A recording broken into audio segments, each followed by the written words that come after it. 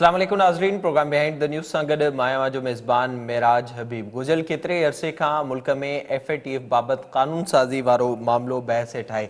अॼु हिकु भेरो ॿीहर क़ौमी असेंबली जो इजलास थियो ऐं इजलास जे एजेंडा में FATF बाबति बिल हिकु भेरो ॿीहर पेश कया विया। जॾहिं त कुझु अर्सो पहिरियों ई FATF बाबति बिल क़ौमी असेंबली मां पेश थियो हो, जंहिंखे सेनेट मां रद्द कयो वियो। अपोज़िशन जो इहो ख़्यालु हो त FATF जे क़ानून तहत हुकूमत आमराना रवैया इस्तेमालु कंदी ऐं उन सां हर माण्हू पाबंद थी वेंदो। मजबूरी तरह सां हुकूमत जो इहो ख़्यालु आहे। हुकूमत पारां इहो बार बार ॿुधायो वियो त FATF बाबति क़ानून में तरमीम जे लाइ अपोज़िशन जूं जमातूं चाहिनि पियूं त नेब जे क़ानून में के तरमीमूं कयूं वञनि। गुज़िरियल केतिरे अरसे खां हीउ मामिलो हले पियो ऐं पाकिस्तान पारां कुझु अर्सो पहिरियां ई FATF पारां ॾिनल जेके नुक़्ता हुया उन्हनि मां 14 नुक़्तनि ते अमल कयो वियो हो। ख़ासि करे एंटी टेरर मनी लॉन्ड्रिंग जे हवाले सां पाकिस्तान खे वधीक क़दम खणण जो बि चयो वियो हो ऐं उन हवाले सां क़ानून साज़ी जो बि चयो वियो हो। अॼु खां हिकु ॿीहर FATF जो इजलास शुरू थियो आहे, जेको 21 सेप्टेंबर ताईं जारी रहंदो ऐं उन इजलास में इहो फ़ैसिलो कयो वेंदो त अॻिते जे लाइ छा करिणो आहे, पर उहो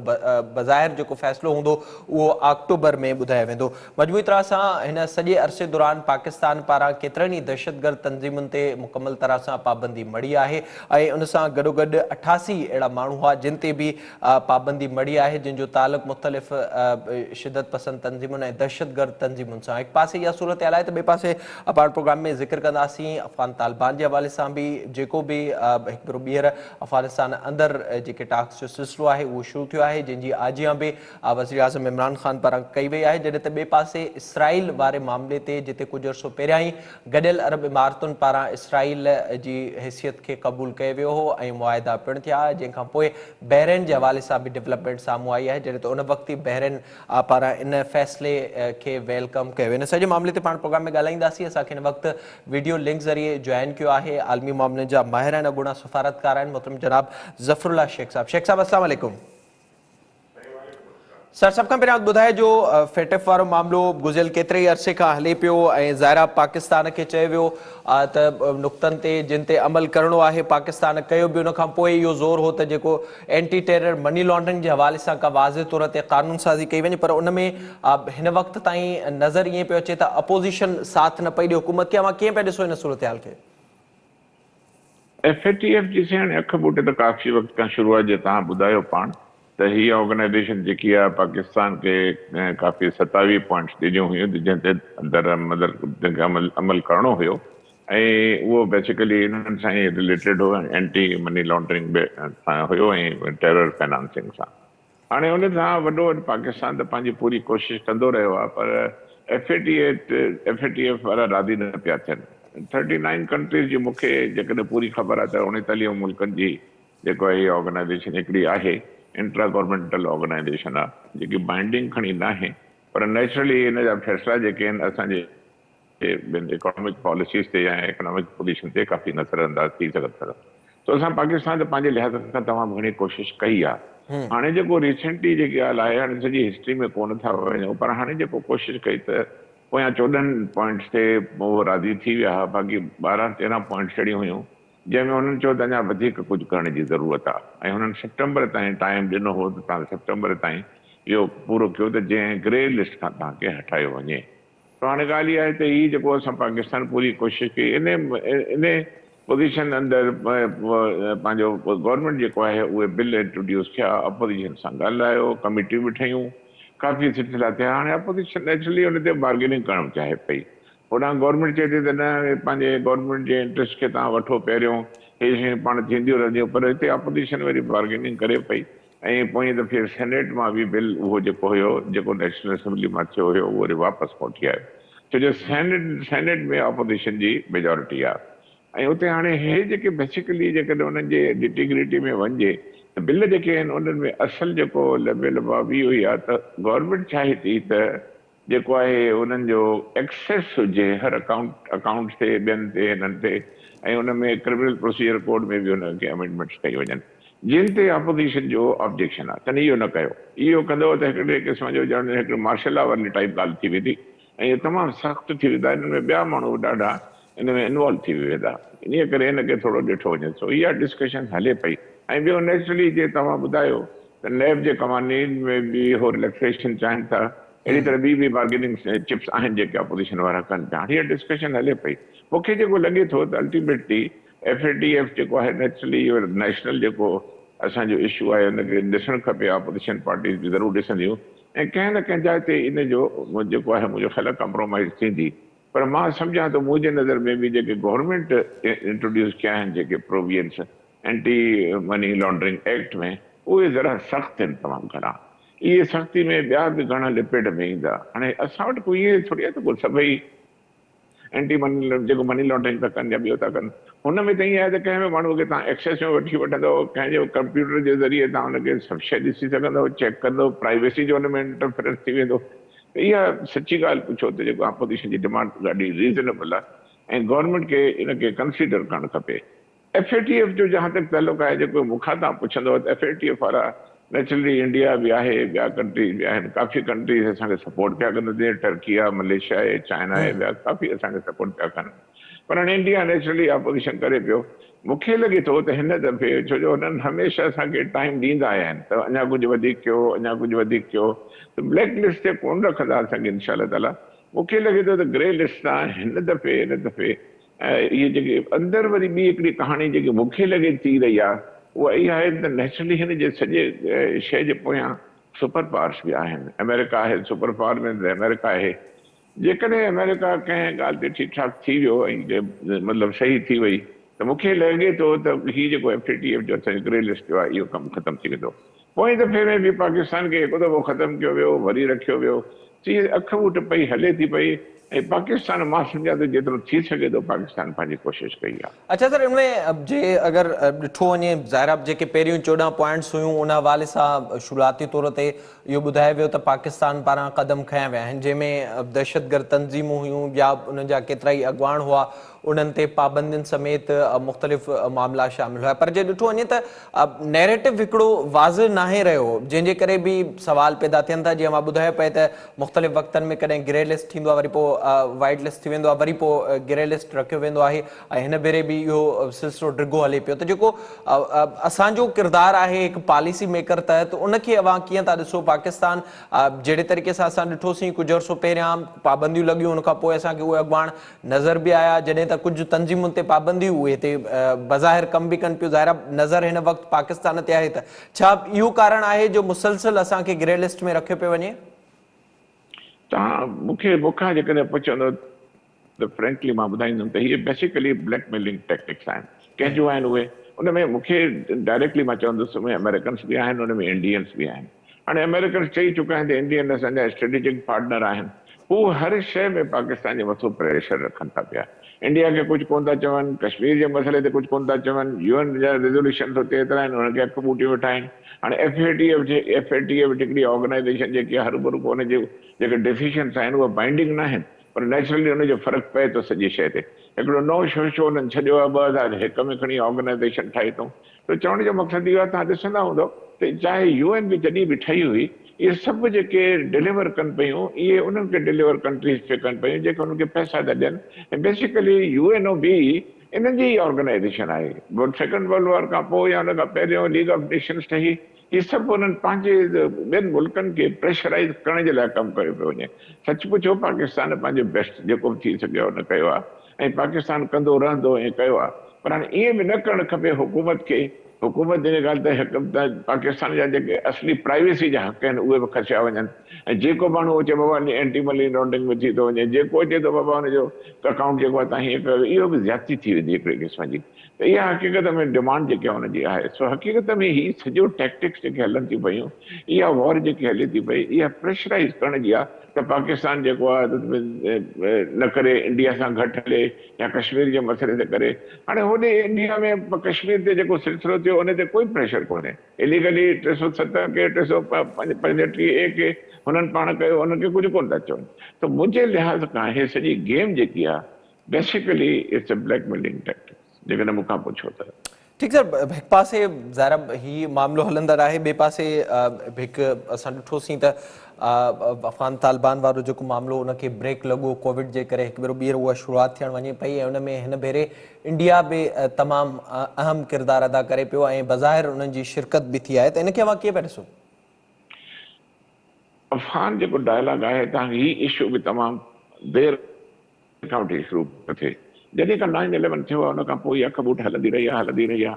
जॾहिं तमामु घणी कोशिशि कई, असल में जेकी ॻाल्हि शुरू थी आहे 2001 खां जॾहिं तालिबान जी हुकूमत ख़तमु थी, तव्हांखे यादि हूंदो उहा हुकूमत ऐं बेसिकली इस्लामिक हुकूमत हुई, उनखे उहो कॾहिं न पिया चाहिनि त सेक्युलर फोर्सिस स्पेशली अमेरिकन ऐं ॿिया न पिया चाहिनि त इहो अहिड़े क़िस्म जी हुकूमत जेकी आहे उते हुजे। पोइ हिननि हुकूमत ठाही, करज़ई आयो, हाणे गनी आयो आहे।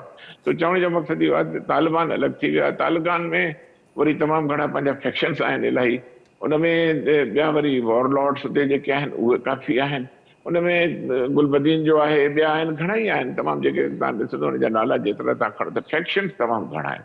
हाणे हिन में पाकिस्तान जो इन्फ्लुएंस ज़रूरु उते आहे।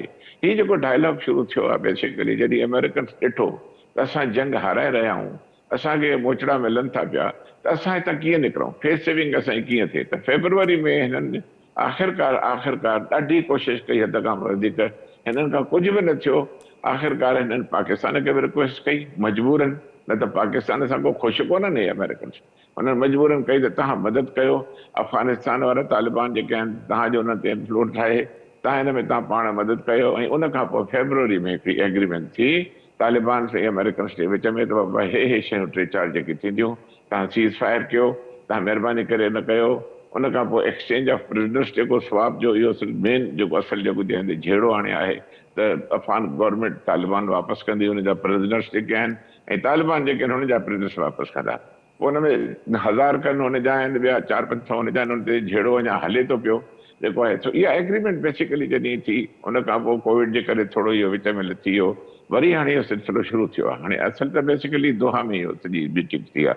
खलीलज़ाद खे कयो हुननि, हिकु मुस्लमान खे हुननि पंहिंजो एनवॉय मुक़ररु कयो त बाबा तूं वञी पंहिंजो ॾिस, पाकिस्तान सां काफ़ी ॻाल्हि थी। हाणे हिननि सॼे शयुनि में नथा वञूं, पर असल जेकी ॻाल्हि हाणे जेको थियो आहे, हाणे वरी जेकी मीटिंग थिए थी पई, इन में बाक़ाइदा असल ॻाल्हि हाणे थियो आहे त काफ़ी प्रिजनर्स जेके आहिनि अफ़गान गवर्नमेंट जेके आहिनि अफ़गानिस्तान जा छॾे ॾिना आहिनि, सभु छॾिया आहिनि। शायदि मुंहिंजो ख़्यालु आहे जेकॾहिं मां ग़लति आहियां त 300-400 अञा रहनि था, या कुझु हुन खां घटि था रहनि, 100 था रहनि, तक़रीबन सभु छॾिया पर आहिनि। उहे हो या सभु छॾे ॾिना अथऊं। हाणे हुन खां पोइ जेके अफ़गान गवर्नमेंट जा बि हुन जा बि हाणे असल जेकी ॻाल्हि आहे त सीज़ फायर थिए, हाणे जेके ख़तमु थिए। सो हाणे हे पॉम्पे बि आयो हुयो, कतर में आयल आहे, ऐं उते ॿिया बि हुकूमतूं जेके आहिनि हुनजो अफ़गान हुकूमत जो बेसिकली पहिरें तालिबान पे चयो त अफ़गान हुकूमत जी पार्टिसिपेशन असांखे एक्सेप्टेबल न आहे। ख़ैर उहा वरी एक्सेप्शन थी वई हुनजी।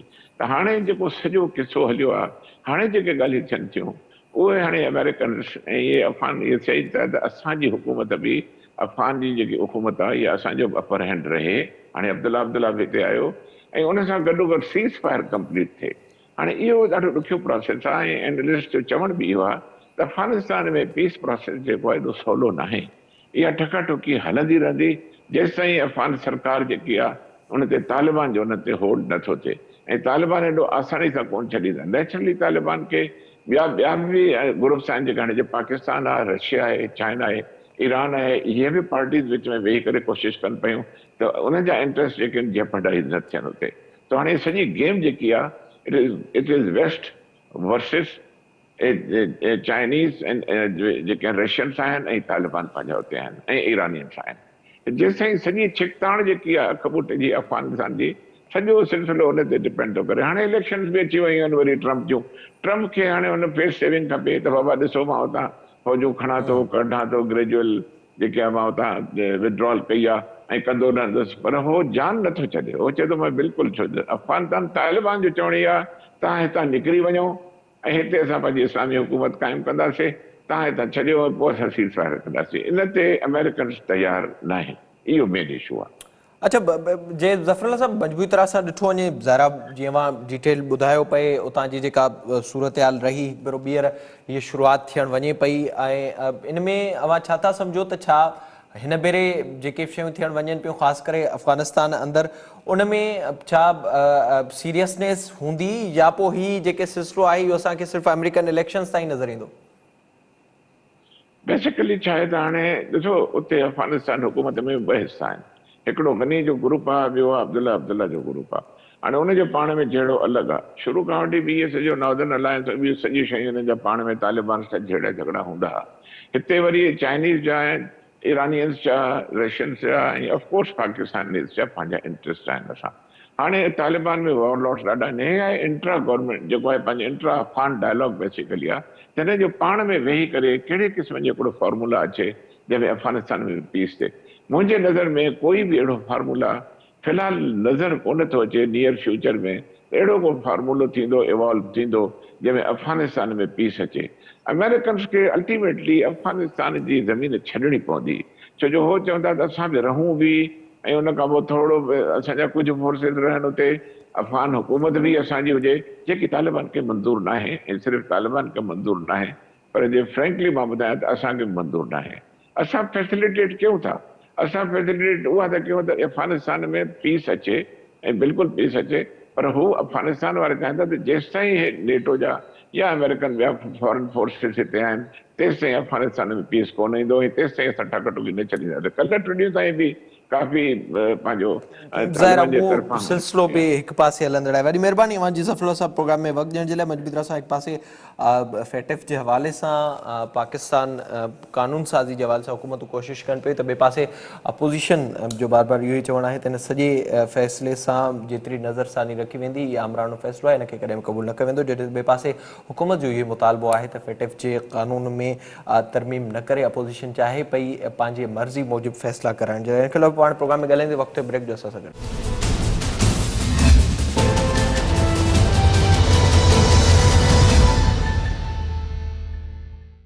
वेलकम बैक नाज़रीन। प्रोग्राम जे हिन पाण ज़िक्र कंदासीं लाहौर मोटरवे ते पेश आयल अफ़सोसनाक वाक़े जे हवाले सां, जंहिंजो हिकु जवाबदार अॼु गिरफ़्तार थियो आहे, जंहिं पारां केतिरा ई इंकशाफ पिणु कया विया आहिनि। मजबूरी तरह सां हीउ जेको अफ़सोसनाक वाक़ियो थियो आहे हुन ते केतिरा ई सवाल हींअर ताईं उथनि था। अॼु इन सॼे मामले ते नेशनल असेंबली में बि बहस थियो ऐं उन जवाबदार जे हवाले सां मुख़्तलिफ़ सज़ाऊं पिणु तजवीज़ कयूं पियूं वञनि। एहतजाजनि जा सिलसिला बि जारी रहिया। इन सॼे मामले ते पाण प्रोग्राम में ॻाल्हाईंदासीं। असांखे हिन वक़्तु फ़ोन लाइन ते जॉइन कयो आहे कानूनदान आहिनि ऐं ह्यूमन राइट एक्टिविस्ट आहिनि ईमान मज़ारी। अस्सलाम वालेकुम। वालेकुम अस्सलाम जी। जी, सबसे पहले तो बताइएगा, ये अफसोसनाक वाकया हुआ, उसके बाद हमने देखा तजाद पुलिस के बयानों में, फिर एफआईआर में एक चीज़ थी और पुलिस दूसरी बात कर रही थी, फिर सीसीपीओ साहब का बयान भी सामने आया, उसमें भी उन्होंने पूरी जिम्मेदारी उस औरत के ऊपर डाल दी। कैसे देख रही हैं आप इस पूरे वाकये को? बिल्कुल, देखें, जैसे आपने कहा कि जो सीसीपीओ साहब हैं, जिनका वैसे भी कहना ये ज़रूरी है कि उनकी अपॉइंटमेंट पर वैसे भी सवाल उठाए गए हैं कि उनकी अपॉइंटमेंट ही गैर कानूनी थी, पर वो शख्स आकर सबसे पहले विक्टिम पर कसूर डालता है कि उसकी गाड़ी में पेट्रोल क्यों नहीं था, उसने जीटी रोड क्यों नहीं ली, और पाकिस्तानी पुलिस ऑफिसर्स की जो फेवरेट लाइन होती है कि औरत घर से बाहर क्यों निकली। ये इस नज़र से मैं देखती हूँ कि जो पुलिस की ज़हनियत और ट्रेनिंग है वो उसमें तब्दीली लाना हुकूमत का काम है। हम देख रहे हैं कि बहुत इस चीज़ पर डिबेट हो रहा है कि फांसी होनी चाहिए, इसके लिए पब्लिक फांसी होनी चाहिए। तो मैं ये कहना चाहती हूँ इस पर कि ये जो फांसी है या पब्लिक फांसी, ये एक पॉपुलर सियासी फैसला होगा। तशद्दुद का जो नतीजा होता है वो हमेशा तशद्दुद ही होता है, और एक माशरे में जहाँ इतना खून खराबा और तशद्दुद है पहले से, ये बात समझ से बाहर है कि एक जिम्मेदार सियासी लीडर फांसी की तरफ क्यों जाएगा। लेकिन अगर इस पर सोचा जाए तो जवाब यही है कि जो लीडरशिप पोजीशंस में बैठे हुए हैं उनके लिए फांसी और तशद्दुद को तरजीह देना औरत के हकूक नाफिज करने से बहुत ज्यादा आसान काम है। अच्छा, इसमें अब ज़ाहिरी तौर पर अगर देखा जाए तो गुज़िश्ता कितने ही अरसे से हम ये चीज़ देखते आ रहे हैं, जब भी ऐसा कोई वाक़या होता है तो फिर चीज़ें सामने आती हैं। अगर देखा जाए जिस तरह से आपने बात की फांसी का नतीजा, वो भी हम माजी में देख चुके हैं, उसके बावजूद भी जो ऐसे वाक़यात थे उनमें कोई कमी नहीं आई। तो इस वक्त आप क्या समझते हैं, आपके क्या हल हो सकता है? क्योंकि आज फांसी के हवाले से खान साहब ने भी इसकी हिमायत कर दी है कम अज़ कम। देखिए, इसमें दो तीन चीजें हैं। पहले कि जो वसाइल जिस जगह में इन्वेस्ट होने चाहिए वो है पुलिस ट्रेनिंग, जेंडर सेंसिटाइजेशन, और जो हसास इस तरह के मामलात होते हैं सेक्सुअल वायलेंस के, असॉल्ट के, उनकी हसास तहकीकात होती है, और उस चीज़ में पुलिस को ट्रेनिंग देना लाजमी है। और उसमें ऑब्वियसली एक टाइम कंज्यूमिंग प्रोसेस है, उसमें एफर्ट भी डालना एक मुश्किल काम है। इसलिए हम देख रहे हैं کہ وزیر اعظم جو ہے وہ ایک ایزی وے آؤٹ لے رہے ہیں. پھانسی دینے سے انہیں لگ رہا ہے کہ یہ جو غصہ ہے، عورتوں کا جو جائز غصہ ہے وہ ٹھنڈا ہو جائے گا، لیکن اس سے یہ جو انسیڈنٹس ہیں یہ کم نہیں ہوں گے، کیونکہ جب تک آپ اپنی پالیسیز کو اسٹرینتھن نہیں کریں گے، جب تک آپ اپنی پولیس کو ریفارم نہیں کریں گے، آپ وکٹمس کو ویسے بھی جو آپ کے اوپر سے نیچے تک سیاسی لیڈر بیٹھے ہوئے ہیں، چاہے شہزاد اکبر صاحب ہو، اسد عمر صاحب ہو، انہوں نے تو اس چیز کا دفاع کیا ہے، اور انہوں نے جو سی سی پی او کی اسٹیٹمنٹ تھی اسے غیر ضروری کہنا، یہ تو ایک عورتوں کے منہ پر تھپڑ ہے کہ اتنی بڑی وکٹم بلیمنگ ہوئی ہے اور وہ سی سی پی او صاحب ابھی تک پوسٹ پر قائم ہیں. ٹھیک ہے، ظاہری طور پر اگر دیکھا جائے، جیسے آپ نے ذکر کیا پولیسنگ کے حوالے سے، وہ ہم گزشتہ کتنے عرصے سے دیکھ رہے ہیں. ظاہر پاکستان تحریک انصاف کی حکومت کا اگر ماضی دیکھا جائے، یا پھر الیکشن سے پہلے جو عمران خان صاحب تھے وہ بات کرتے تھے پولیسنگ کے حوالے سے اور ترامیم کے حوالے سے اور نیا نظام لانے کے حوالے سے، پر ہمیں وہ اب تک نظر نہیں آ رہا. آپ بتائیے گا کہ کیا وجوہات ہیں کہ چیزیں ہمیں وہی نظر آ رہی ہیں جو ماضی میں تھی، اور جس طرح سے آپ نے ذکر کیا کہ اس وقت جو غصہ ہے لوگوں کا اور جس طرح سے پوری سوسائٹی سے ایک آواز بن کر چیزیں ابھر رہی ہیں، تو بس یہی مطالبہ کیا جا رہا ہے کہ پھانسی دینی چاہیے اور اس طرح کا کوئی بل بھی منظور ہونے جا رہا ہے؟ دیکھیں، یہ چیزیں بہت دیر سے چلتی آ رہی ہیں. یہ ایک سسٹمک پرابلم ہے، کیونکہ جو پاکستانی معاشرہ ہے اور جو پاکستانی ریاست ہے اس کی سوچ ہی زن بیزار ہے. اس سے عورت سے فطرتاً نفرت ہے. تو اس سوچ کو بدلنے کی بہت ضرورت ہے، اور یہ سوچ صرف اس وقت بدلے گی جب اوپر جو لیڈر بیٹھے ہوئے ہیں وہ یہ کلیئر واضح پیغام دیں گے معاشرے کو کہ یہ چیزیں ان ایکسیپٹیبل ہیں، کہ عورتوں کے خلاف اس طرح کا سلوک ان ایکسیپٹیبل ہے. کیونکہ جیسے میں نے پہلے کہا، اگر میں ادھر چھوٹی سی ایک بات کر لوں کہ یہ پاکستانی جو معاشرہ ہے یہ ایک معاشرہ ہے جہاں بچوں کو بھی نہیں چھوڑا جاتا، تو ادھر ایک اتنا کلیکٹیو دکھ اور ٹراما ہے. تو میری سمجھ سے باہر ہے کہ کون سا ایک وزیر اعظم یا لیڈر ہوگا جو اپنے ہی معاشرے کو اور ٹراما کی طرف لے کر جائے.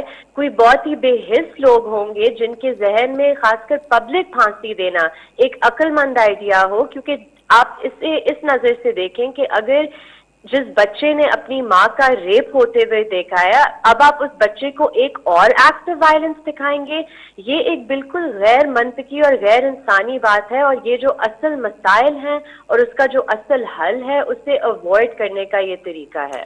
اچھا، اس میں ظاہر آپ قانونی طرح پر بھی ہمیں بتا سکتی ہیں، جو اس واقعے کے بعد ہم نے دیکھا ایک طرف سے یہ چیزیں سامنے آئیں، ایف آئی آر ہمیں کچھ اور بتا رہی ہے، اور دوسری طرف سے وہاں کے سی سی پی او صاحب ہو گئے یا پھر آئی جی موٹر وے ہو گئے، ان کا بیان کچھ اور بتا رہا ہے. تو اس میں قانونی لیپس آپ کہاں پر دیکھ رہے ہیں؟ اور ایسے واقعات ہم نے دیکھے ہیں ماضی میں گزشتہ کتنے عرصے سے ہو رہے ہیں، تو اس کے بعد کچھ لے دے کے یا پھر معاملے میں صلح کر کے جو اصل مجرم ہے وہ بہت سی مرتبہ بری بھی ہو جاتے ہیں. تو ظاہر پھر ایسے واقعات کے لیے پبلک کی طرف سے یہ ریسپانس ہوتا ہے کہ پھانسی دے دیں.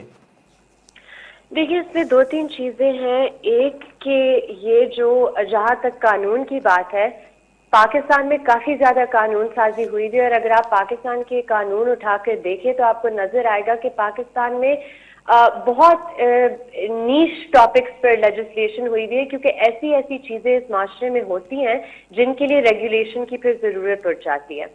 تو ایک تو یہ چیز ہے کہ ہم ایک کافی اوور لیجسلیٹڈ کنٹری ہے، تو ہمارے جو بہت سے قوانین ہیں ان میں کانٹرڈکشنز ہیں، اور ان کانٹرڈکشنز کو ریزالو کرنا ضروری ہے.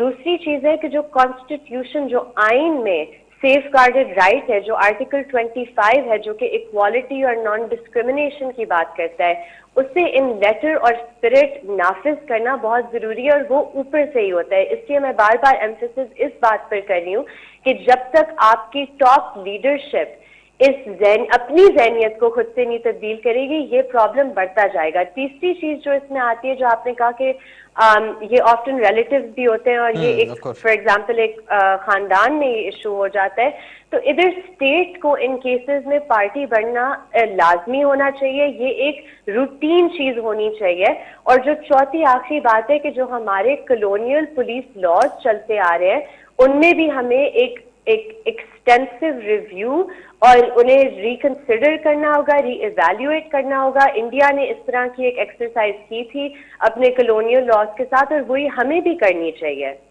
ٹھیک ہے, اب آخر میں تھوڑا سا بتائیے گا, اب ظاہر ہے اس وقت جو معاملات سامنے آ رہے ہیں, خاص کر کے جو پبلک ہینگنگ کی بات ہو رہی ہے, وزیر اعظم خان صاحب نے بھی آج حمایت کر دی ہے. دوسری طرف آج ہمیں یہ بھی خبر موصول ہوئی ہے کہ مسلم لیگ نون بھی اس چیز کی سپورٹ کرنے جا رہی ہے, حالانکہ پاکستان پیپلز پارٹی اس کے خلاف ہے اور ماضی میں بھی انہوں نے مخالفت کی تھی واضح طور پر.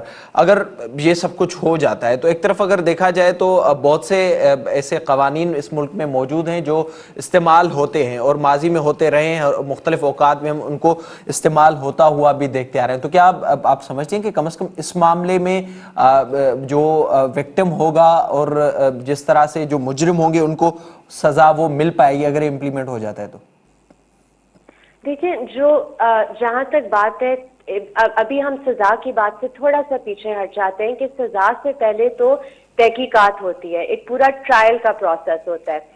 اگر آپ کبھی ایک پاکستانی عورت بحیثیت ایک وکیل, میں آپ کو یہ بات بتا دوں کہ جب ایک پاکستانی عورت کورٹ کچہری میں جاتی ہے, اس کے ساتھ جو سلوک ہوتا ہے وہ ایک اور چیز ہے جس پر ہمیں توجہ دینے کی ضرورت ہے. کہ یہ جو پورا پروسیس ہے انویسٹیگیشن اور ٹرائل کا, جب تک ہم اس میں پھر ججز کی بھی سینسٹائزیشن آتی ہے, جو اور وکلا ہے ان کی بھی سینسٹائزیشن آتی ہے کہ وکٹم کے ساتھ آپ کس طرح ڈیل کریں, وکٹم سے آپ کس طرح کے سوالات پوچھیں. تو یہ صرف سزا کی امپلیمنٹیشن کی بات نہیں ہے, یہ تو پورے جو ٹرائل اور انویسٹیگیشن کا پروسیس ہے اسے ریفارم کرنا سب سے پہلے ضروری ہے.